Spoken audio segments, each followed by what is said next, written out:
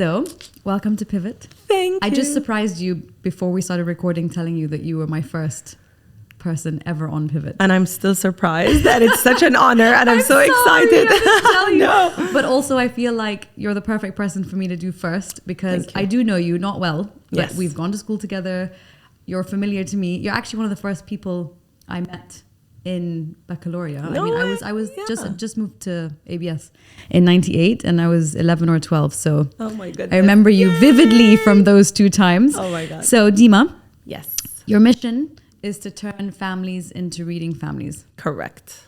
Why? Because as a teacher, as a person who identifies as someone who's a global citizen, I genuinely and sincerely feel that if you're a reader, you're able to be more empathetic, more compassionate. It doesn't mean you have to agree with what everyone's doing, but you'll have that in you. And I feel like books is the only way to make this world a better place. So your mission is to turn families into reading families. You're the co-author of 2 best-selling books for children in Arabic. Yes. You have Al Alami book club, which has 700 plus members, and it's a virtual book club? Correct. Okay. And pre-diving into the book world, you were the vice president of GEMS Education. Correct. In Dubai for 7 years. Correct. This is a very full CV. And I feel like I'm also not saying a bunch of other things as well. That's enough, yeah. Okay. So you're on Pivot. Do you know what Pivot is? So you've gave me a brief. Yeah. And you told me about something having, like when someone has a turning point in their lives. Yes. And they decide to take a different route. But please enlighten me and tell me more. So Pivot, we all go through these on a regular basis. They can be mini pivots. They can be, or you can identify with a huge one that's happened in your life. Some can be perceived as positive. Others can be perceived as negative. True. But ultimately what happens in a pivot is immense growth, which is incredibly valuable. And depending on how you react, within those pivots as well, what tools you used, if you feel isolated, if you feel you can share with people. So again, I love having you here. And the aim is to, firstly, we're going to discuss, have you been through a significant pivot in your life that you can tell me about? Absolutely. I mean, I think, this is a perfect topic, to discuss. And the word pivot, I was listening to you thinking, what I like about it, it's not negative and it's not positive, because as you said, it can be either of both. And for me, I think the most major change or pivot that I had in my recent years was leaving the corporate world. Yeah. So I was quite senior. I was, as you said, one of a few vice presidents in the corporate office in GEMS Education. It was such an enriching and fulfilling experience. Yeah. But after being there for 7 years and having 2 boys, it just got to the point in my life, I have a policy, if the negatives outweigh the positives, then this is where I need to pivot and do something something new. So at that point, which was a year ago exactly, January last year, I decided that, being in that corporate setting, doing the work that I was doing, although I love it, I'm like, it's time for me to move. Okay. However, it didn't come out of nowhere, and I do feel like when you pivot in life, there's always something that at least I'm a planner. So while I was at GEMS, I was still working on my passion projects. And I always say that's so important. And that's why I was able to pivot. And your passion projects would be being the author that you are, co-author. Absolutely. And what we didn't mention was the Mother to Author Master Program, which I'll ask you about later. So those would be your passion projects. While I was working at GEMS, and listen, not everyone has the privilege to say, my work is not bringing me joy, so I'm going to move or I'm going to leave. So I think that's very important to acknowledge that I do feel privileged. I have an amazingly supportive husband. I have some savings, so I can take a risk. Yes. But while I was working at GEMS, I was co-authoring children's books. I was running my Instagram page, to encourage parents to read. I was running workshops because there's always time to do that. So when the time came where I wanted to leave GEMS or to leave my existing job, full-time job, I had something to fall back on. And I had something, it was clear to me what, not 100%, but I had an idea of what I wanted to do. Mm-hmm. So I feel that was very important. And what I did was okay, listen, I'm going to step away from my corporate job, which was extremely demanding, from 7:30 to 6:30 in the evening. And I'm going to use that time to invest in what I love. Yeah. And I already had the 2 books co-authored, and they've done really well, etc. And this is where the mother to author comes in place. So as soon as I stopped working, everyone says, the human design. Yeah. So I'm a manifestor generator. Ooh, I'm a manifestor. No way. So Having I'm always manifestor like, is very good. Exactly. And you're a Pisces, and yes, Pisces. You're 11th of March. Yes. And 11 is also a manifesting number. So there's a lot of manifestor in you. So yeah, and I'm always like, yalla, what's next? Let's do this. And for me, the first thing I did is I acknowledged my areas of development. Mm-hmm. So I'm like, okay, like I know nothing about running my own business or like being an entrepreneur, so I'm like, okay, sign up with a business coach. Yes. And I'm like, okay, I know nothing about this, do this course, etc. So I really focused on kind of the first phase was like professional development for myself. Learning And absolutely. Acknowledging that you don't know. You accepting the fact that you're in a situation where you need to learn in Absolutely. order to gain or move forward. I think that's incredibly important. And that was like the investment that I wanted to do in myself, you know, and there was no price that was expensive for the investment that I wanted to do, because I wanted to give myself a year of doing what I love, and it had to make sense. Yes. So while I was doing that, I also started focusing on what's the need within my community. I understand that most of the followers on my page are like parents, especially moms. They want to read for their kids. They don't know how. They don't know which books to select. That's fine. That's on, I don't want to say a superficial level, but that's on an obvious level. But then I noticed that there are so many women in this region who want to write books, who have messages that they truly believe in, and they feel like they need to have it in somewhere, like in home libraries, like they want to tell their kids about them. So I decided to create this master program called From Mother to Author. Mm-hmm. And it's all about supporting, coaching mothers moving or shifting from just being moms with great ideas to actually published authors. However, it's not just mothers, right? Absolutely. So it's called From Mother to Author, but it does not just accept mothers. It's Correct. anyone, even men. We had a father in cohort 1. We had a father who was in Canada.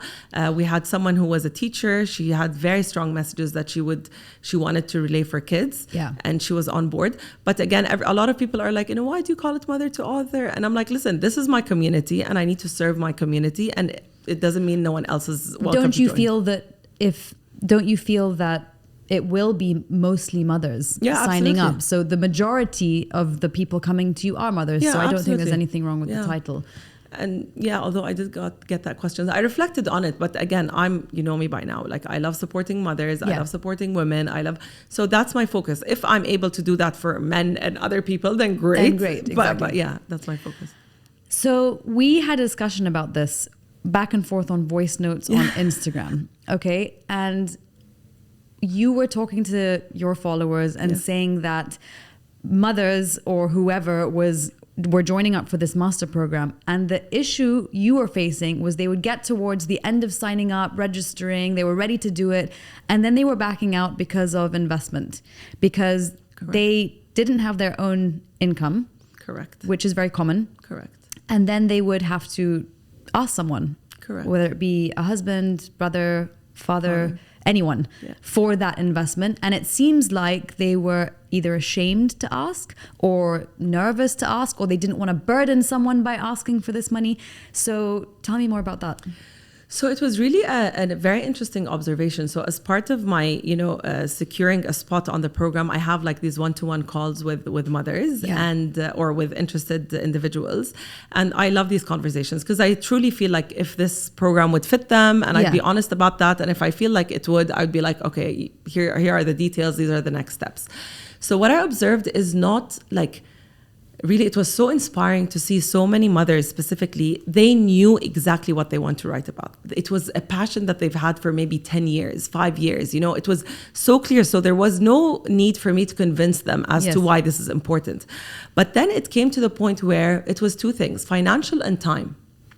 And I'm like, it got me to think, they're saying they don't have enough time. Yes, enough time, or like financially. I'm busy. And financially, it wasn't because it was expensive. It was just the concept of them using X amount of money. How much is it, if you don't know? So it's $1,500. Okay. So for a 10-week program with individual feedback, etc. But It wasn't there. The issue wasn't the number. Okay. The issue was them being comfortable in investing in themselves, So the follow-up question would always be like, I'm like, are you going to the gym? I was just curious, and most of them were like, no, my focus now is my kids. I used to go to the gym much more, etc. So it's not specifically about the financial investment as in the number. It's us being comfortable, as I said. And then it got me, like I did this poll, to see like, fathers, men are so much more comfortable in investing in what brings them joy. Golf, I don't know, paddle. Every single, honestly, friend, mother I know, their husbands are doing paddle for like 3-4 hours a day or whatever, a week. Like it's a demanding sport, And it's much easier for them to do that than us. Like I can't even myself imagine myself doing an activity that would take 4 hours of my day on the weekend. Like, no way, That's a whole different conversation on its own. Exactly. So and then with that and with time, so Yani, the issue of time as well, I'm like, listen, it's an hour and a half a week. I will give you the dates in advance. You can block this on your calendar. You can send an invite to your husband. That's what I do. I send my husband I'm like, this is calendar where invite. I'm out, no travel, whatever it is. And I'm like, you can get someone to support you, your mother-in-law, your mother, whatever it is. But we need to start carving out the time. To do what we love, because the fulfillment that we can get out of that is just uncomparable, So this links back, in my opinion, to self-love, because if you're not putting enough self-love and value into yourself, there's a reason. It's because you either don't think you're worth it, or you feel that someone else deserves it more, which is, usually your children or your husband. So it's about giving yourself the time. And I face this a lot with my hypnotherapy clients as well. It's always about self-love and thinking you are valuable and you are... Oh, and it's also related to success, because a lot of women have a fear of success. Because if they succeed, what's their situation at home going to look like? Do you see where I'm coming from? So they're used to, usually the husband's working. If there's a couple of kids at home, what's going to happen? They're not going to be okay without me. Of course they're going to be okay without you. But in the moment, you're like, no, I need to be at home. And it's safer. You're in a safe bubble where, no one is touching your safety net. So and it was such, it was both sad and like, I was proud of those who signed up and are part of the program. They're amazing. But I also felt sad because there were so many who were like, I'm down after like, khalas, I'm doing this, great. And then they would message me and say, listen, like, it's just time. I'm overwhelmed. Like, and I'm like, the sessions are at 8:45 p.m. Dubai time. Like everyone's by then, everyone's asleep. You should, but it's also an indication of how exhausted, mothers are. And it's truly a shame. And again, having this conversation with your husband, yes, I am, for example, the full-time mom, or I'm not necessarily the breadwinner. Like financially, I don't contribute as much to the household. However, there are things that you have the right to do to fill your own bucket, So that was an observation that I clearly saw. I think it's also about purpose. And if you don't have purpose outside of motherhood and outside of being a wife or as a woman, then it's quite difficult to feel joy. Absolutely. And then, you wonder, people are feeling depressed and people are not feeling themselves and they're feeling low. It tends to be that. If it's not something severe, I mean, I'm not saying there's obviously severe cases, but without purpose and without waking up and having a strong purpose, it can really, really cause issues. Absolutely. And the thing is, for me, and some people might hate me for saying that, stay-at-home mothers is probably one of the most difficult things anyone could ever do. Like for me, I've always been a working mother, and I see my sister, she's a stay-at-home mom by choice, and I've tried it. And I'm like, get me back to work. Like, because you can't. When you're there, you do tend to feel like, the house will not function without you. And honestly, it's a lot of work. It's exhausting physically. It's exhausting mentally. It's, let's not even discuss the mental load on mothers. But that is why I think we need to have this conscious effort to do something. And that's what I say in my mother to author program. This will not change your financial, unfortunately, writing best-selling books will not transform you financially, but the purpose and the legacy that you leave and the messages that you get when someone says, I used your book to XYZ, or that fulfillment is incredible. And I think I wish everyone could feel that way. You said legacy. That is my next question. What is the legacy that you want to leave? I mean, good question. I would want people to feel like, to remember me as a person who empowered them, who helped them achieve their goals, and think of me as, or remember me as, a non-judgmental person. You know, I rarely ever, well, I try not to judge people. There are a few things like if you smoke around your kids, I will judge you. If you don't put your kids in the car seats, I will judge you.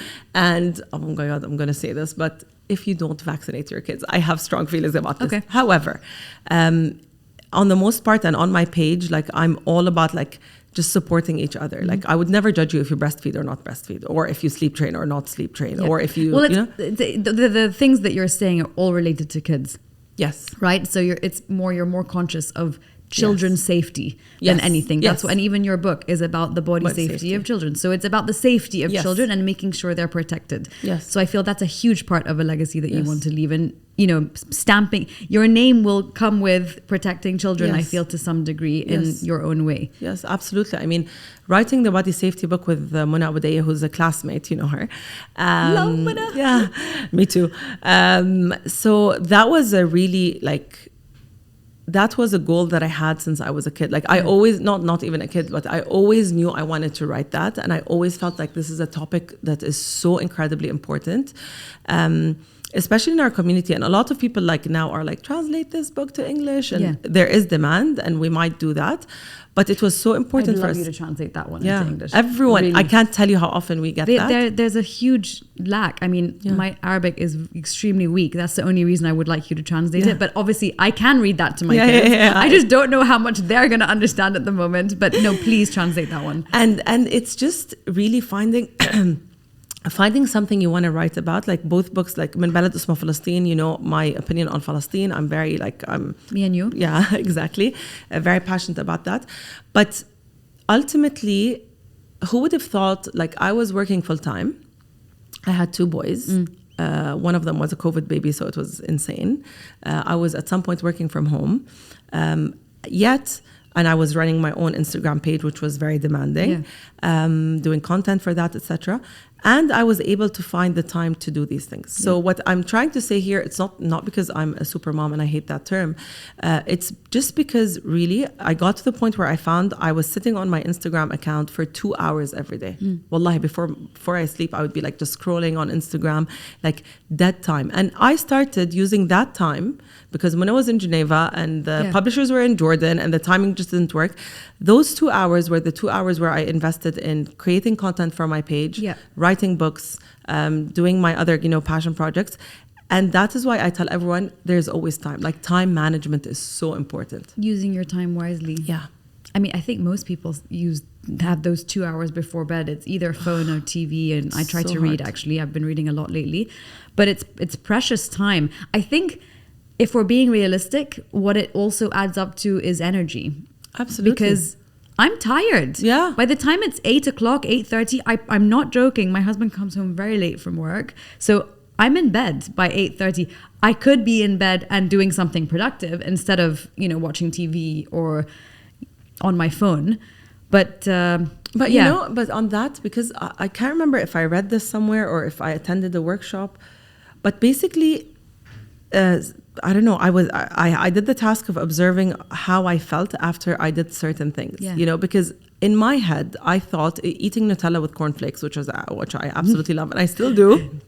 And watching maybe Netflix or like scrolling through. I'm not big on TV, but scrolling through my phone would kind of energize me. But I always felt blach after it. Like it gave me like short-term satisfaction. It's a low frequency act. Exactly. It's a very low frequency act. It does nothing. It does absolutely nothing. And then I'm like, okay, let me observe because why am I doing this? I'm doing this because I'm tired. So my expectation is when I do this task, it has to kind of re-energize me. And it wasn't. So I started observing myself, and I realized when I worked on my Instagram page, I would always feel energized. Yes. When I used to work on my script, etc. But why is that? It's because you're investing in yourself. That's yours. Exactly. Yes. Exactly. And it's not just, it was purposeful. So I'm not saying you should be working all the time. However, if you start observing, so for me, doing a massage, re-energizes me. Yes. So I think it's just us being more aware of what energizes us and pushes us to work more, Yes.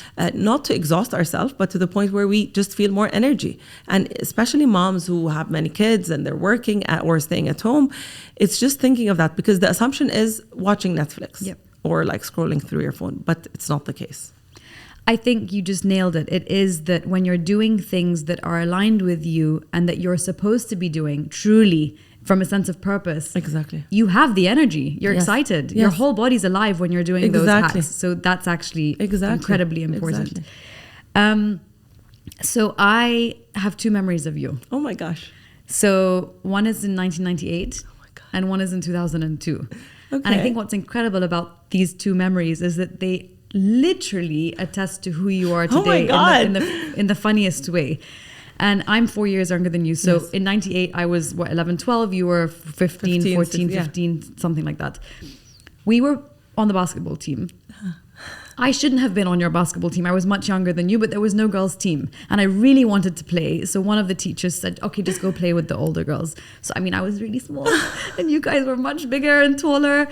And I didn't understand Arabic at the time. We had just moved from the UK. So it was a lot. But I specifically remember you standing on a step.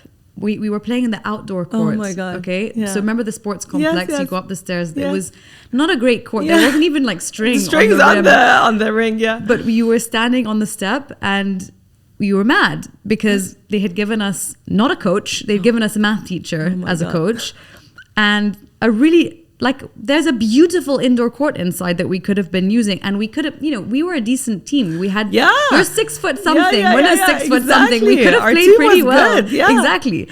So you stood on the step and you were raging. You were Oh my like, God. we should be training properly, have a proper coach, and we should be able to play indoors. Oh my And obviously you were speaking in Arabic, but I was like, yeah, this makes sense. I can get what you're saying from all of this. Oh my God. And so that's very much you Oh, absolutely. still today. And Oh I my think it's God. all a bit related to justice. Yes. It's about justice, it's about equality, it's about what's right.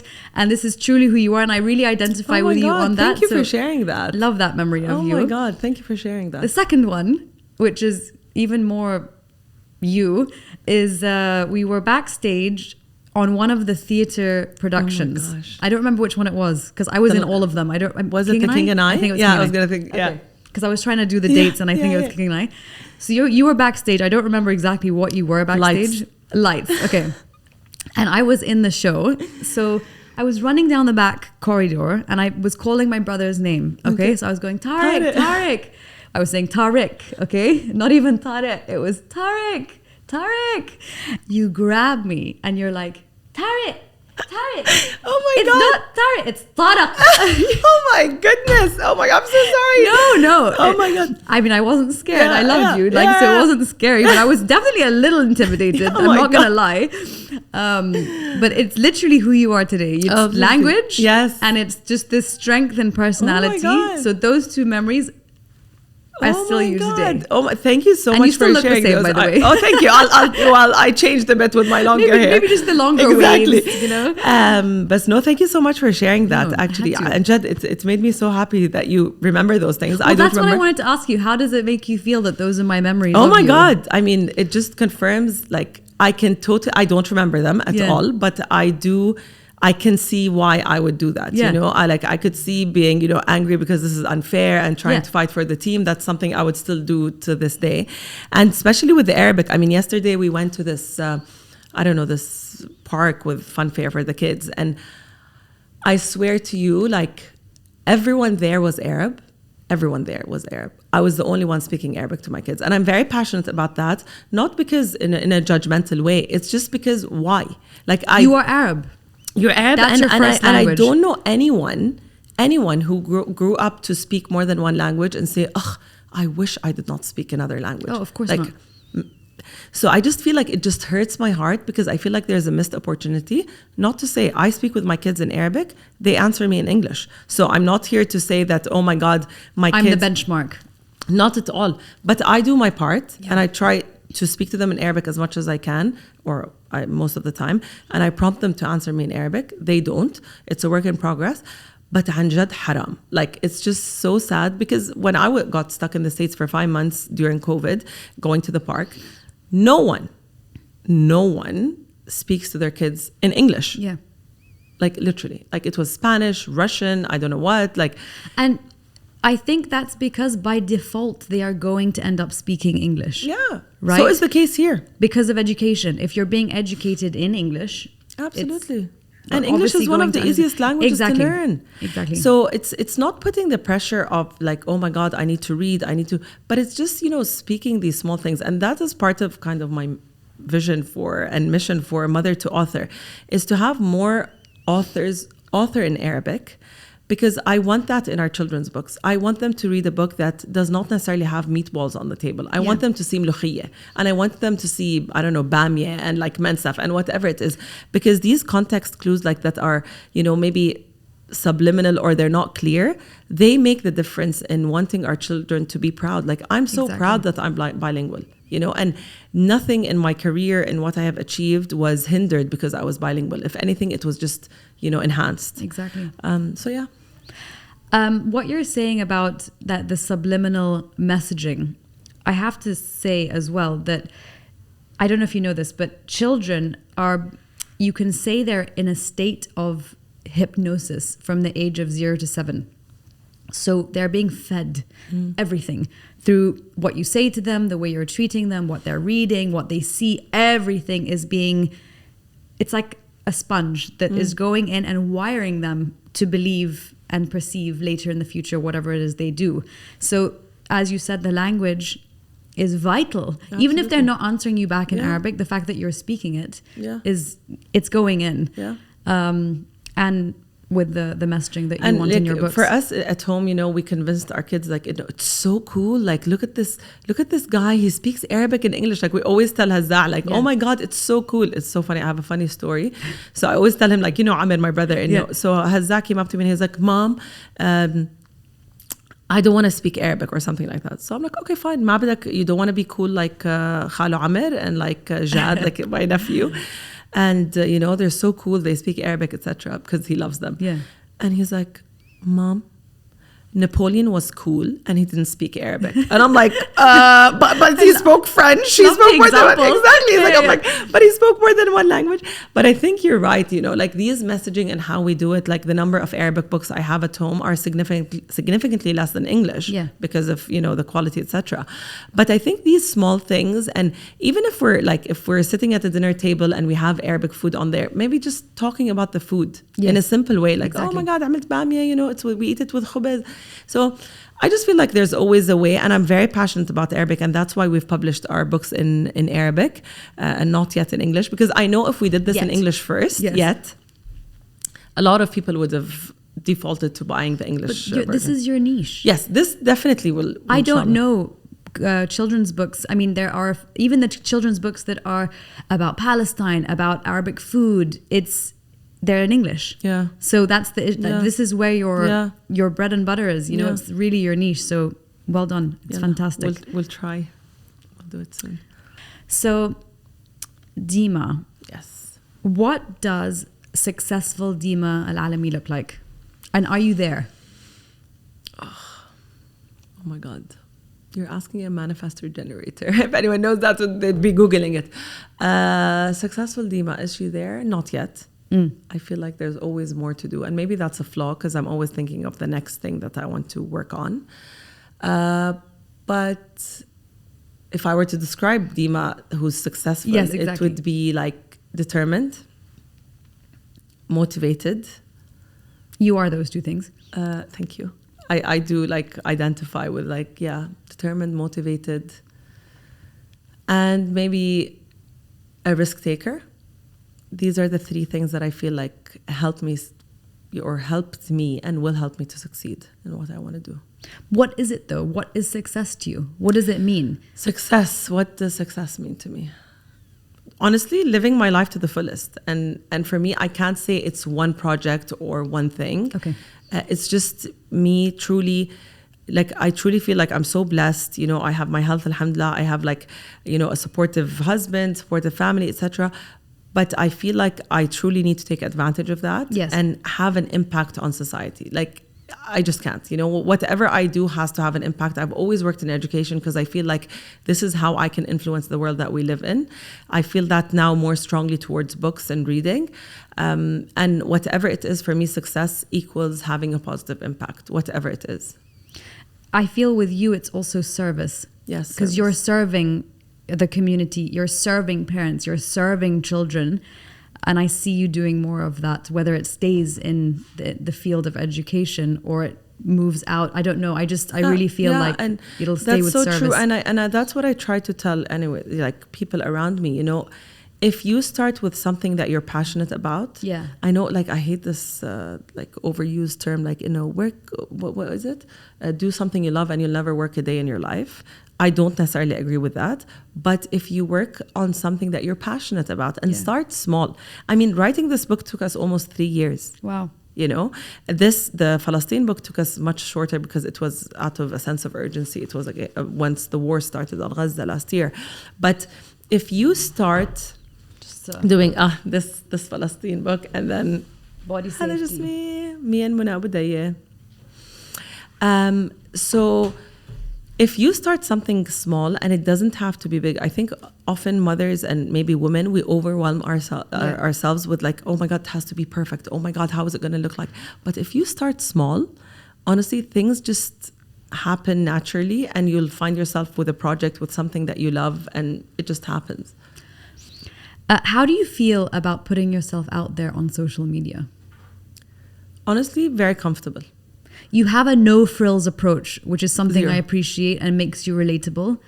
Because most social media is not like that. Most people that I'm looking at on social media are not like that. It seems more edited or rehearsed. And you're the complete opposite of that. I honestly can't. Yeah. I mean, social media and my account takes up so much of my time. Yeah. I cannot not be myself. Like, sometimes my husband's like, this is way too much. You don't need to share that you're having hair loss or like your gray hair or like, I don't know, that you have a pimple on your face. I'm like, listen, those people, I've connected with so many amazing people online. Yeah. They're truly like I know it sounds, lame, but like a virtual family. If I don't post for a day or two, I get like tens and tens of messages like, are you okay? What's happening? Exactly. But really, I unfollowed many accounts because they weren't bringing me joy, because they were stressing me out, because... Why were they stressing you out? Because I felt like, you can't show me that you're doing messy play with your kids without showing me the nannies who are cleaning it. I'm sorry. Like, it doesn't work. Unless you're telling me you're cleaning this up every day, then show me that you're cleaning it up. So why do you need to see that? Why do you need to see the rough part? Because not the for rough me, part, but the reality. The reality. Because for me, social media is kind of virtual reality, but this is a space where you're coming out and you're saying you're a parent coach, or you're claiming that you're an expert, or you're claiming to be a mom, of 5 kids. I feel like you have every right to pick and choose what you want to share. Obviously, I might not share a fight that I had with my husband. Yeah. However, within the scope that I'm discussing, reading, I come out and I say, Marat, Hazza does not want to read. I'm struggling with that. Yeah. Because the purpose of my page is to empower people to try and not to give up. And I don't say, like many people would say, we'd only show that they speak in Arabic with their kids, assuming that their kids answer in Arabic. I still show that in the background, that Hazza answers me in English. Because my purpose is not to show that my life is perfect. Yeah. My purpose is to show that despite the challenges, despite me having hair loss, despite me, struggling with my body image after I had 2 kids, because me, I was super skinny, and then I gained a lot of weight. You're still pretty Thank you. Very slim. But like, it's just, I'm not comfortable with how I look now. I feel like this is the whole point of social media, is to bring people together, and it's unfair. It pisses me off, to be honest. Like social media accounts, I've done a huge cleanse 2020, which was amazing for me. You can't be an expert on everything. I'm sorry, you cannot. Reading 2 articles about how to manage trauma and then speaking about it is just unacceptable. Yes. So I see that a lot, and I unfollowed people. 2, showing one side of your life. again, if you're talking about messy play, you show the whole process of messy play. The real mess. If you're showing, I don't know, fashion, you need to show the whole process about fashion, you know, because again, we put pressure on people. Like, I don't know, like, again, I'm just talking fashion, like budgeting. How can you afford that, you know? And maybe you can say, like, I'm privileged enough to be able to afford this, and this is my lifestyle, and this is what I do. It's fine. But we have to also understand there are young people on Instagram. Yeah. And young moms. I'm gonna touch on what you just said, because there were so many things that you just said that I want to go off with you. No, because they're important. But I think one thing that I want to understand your opinion on is, why is talking about money and finances in the Middle East or the Middle Eastern culture such a taboo? It's such a taboo. Why? Why? I actually don't know why. Because maybe... When you went to university, okay? Or when I went to university, I was in the UK. I was surrounded by Europeans who don't have an issue saying, I can't afford to go out. Yeah. I can't afford to go eat at that restaurant. I can't take the taxi because I'll take the bus. I'll pay the it's a normal conversation to have. And it's a complex conversation to have, because I'm sure maybe people can just afford it. But I know there are a lot of people that cannot. Yeah. But why is it a difficult convo? Because I think in terms of us growing up in households where financial literacy wasn't there. It was like, honestly, like zero. You know, like even the culture of having, what do you call them? When you do tasks at home and you get paid, like chores. Yeah. That was not a thing. That wasn't a thing in the Arab Jordan culture. I just had to do chores because I wasn't get paid for them, you know. So I think there's cultural issues. Also, and I'm just thinking of my dad, you know, the most generous human ever, you know.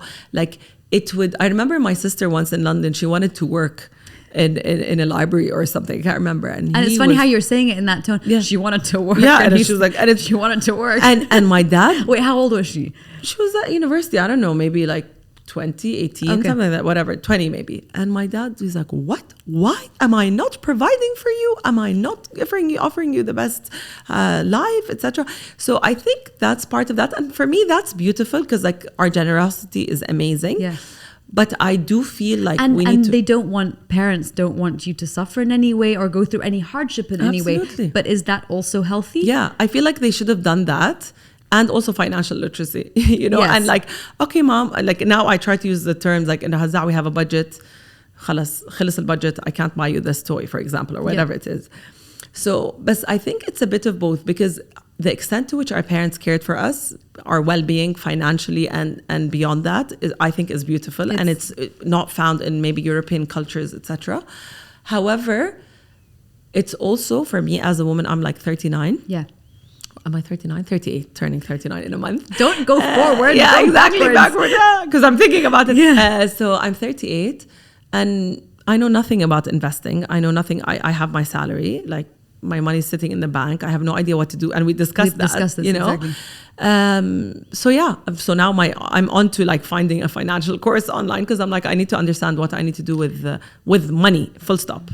I think, as we were saying, for women to, firstly, becoming independent with their income is a very important thing for me. It always has been. Yeah. Whether it's happened or not is different. And, you know, obviously life happens and kids happen. And I've been in and out of sort of entrepreneurial roles, which isn't a huge moneymaker, especially if those entrepreneurial projects stop, you know? Absolutely. So financial independence to me is extremely important. But then once you are independent, what do you do? So again, I feel that's a different, and the next podcast we need to have a moment to then talk about that. Exactly. And I'd love to bring more people on board, absolutely, to really understand the steps that we need to take to invest our money. I'm not saying crazy amounts of money, but if you're sitting on, you know, between 10 and 50,000 dirhams in your savings, what are we going to do with it in order to grow? Exactly. I can't think of any of my friends. I mean, I've asked around and maybe they don't discuss it, but I don't know anyone who is financially literate enough to be able to do something with their savings. Well, they're going to ask someone. They're not going to know themselves. Yeah. They're going to go to somebody else, and that's fine. Go to the person who knows more than you, 100%. Yeah. But we should be taught this. Yeah. This is something we should Yeah. be taught. And it shouldn't just be, you know, the people that went into banking roles that understand how to invest Absolutely. money. We should be taught this in school. Yeah, I think yeah, it should be a part absolutely. of education. Financial literacy should be taught in school. Absolutely. I mean, you're in education, Yeah. so you So can I start have to pushing that one. influence. Yeah. Exactly. Definitely. Yeah. So I love this question because Hit me. I feel it's something I've been working with my clients in hypnotherapy on a lot. Well, it's a huge part of hypnotherapy in general when you do age regressions. So what is a defining childhood memory that you can remember it can be good or bad, but something defining that you really remember in your childhood that stuck with you until today?